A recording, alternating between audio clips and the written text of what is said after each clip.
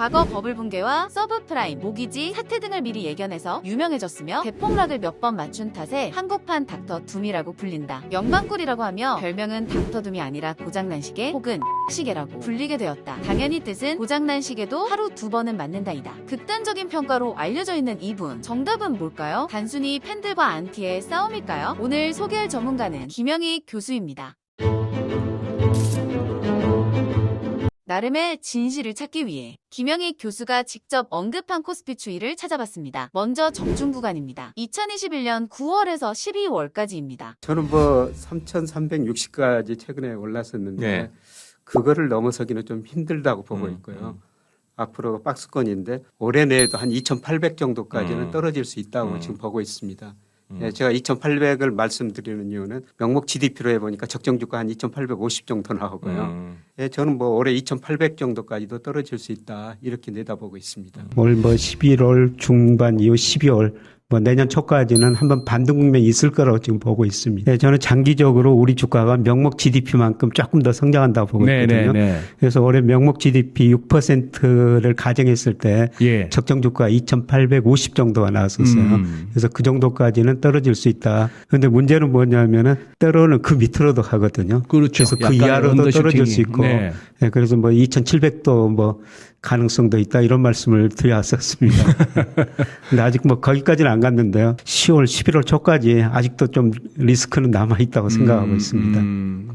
다음은 미적중 구간입니다. 2022년 5월에서 12월까지입니다. 박스권 하단에 왔으니까 박스권 상단의 과정이 남아있으니까 이 시기에 뭐 긴 기간은 아니지만은 우리가 주식 투자를 장기적으로도 하고 또 단기적으로도 해야 되거든요. 뭐 주가가 오를 수 있으니까 뭐 주가 지수는 제가 한 2,600에서 올해 뭐 상단을 2,900 정도 보는데 10월 무렵에 2,900 정도까지 갈 수 있다고 보고 있거든요. 네, 그 사이에 주식 투자를 좀 하시는 것도 괜찮을 것 같다. 네, 저는 앞으로 박스권 보면은 뭐 2,600에서 2,900 사이 조금 넓게 보면 3,000까지도 볼 수가 있는데요. 2,600에서 3,000 이 박스권이라고 보고 있습니다.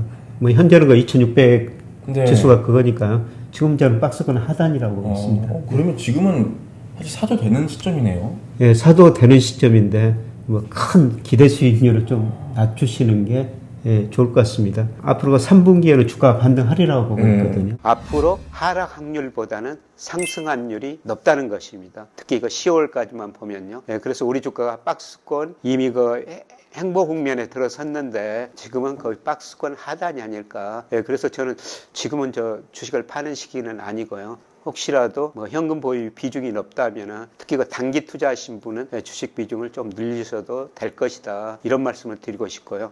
예, 그런데 제가 늘 말씀드린 것은 이 선행지수 상승이 일시적인 상승이다. 추세적인 상승은 아닐 것이다. 내년 상반기가 더 어려운 국면이다. 이런 말씀을 계속 드렸습니다.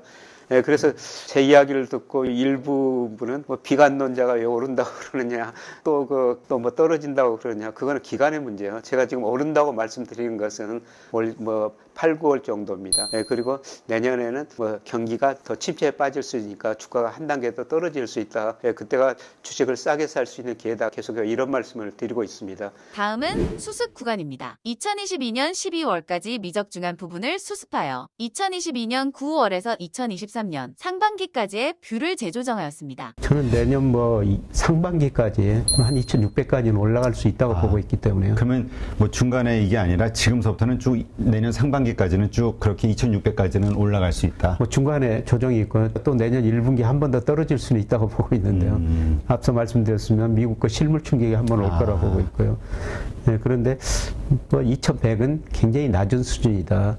이런 수준에서는 주식을 팔기보다는 오히려 사야 될 때다. 네, 사야 될 때다. 저는 그렇게 보고 있습니다. 예, 저는 뭐 내년 1분기까지는 예, 그냥 좀 박스권이라고 보고 있어요. 뭐 2,200에서 2,400까지, 물론 2,200 밑으로 떨어질 수도 있습니다만, 2,200에서 2,400 이 사이에 움직일 수가 있고요. 물론 뭐 그런 애생적인 사건이 발생하면 일시적으로 뭐 2,100도 떨어질 수가 있죠. 2,100에서 그러면 한 2,400 정도. 예.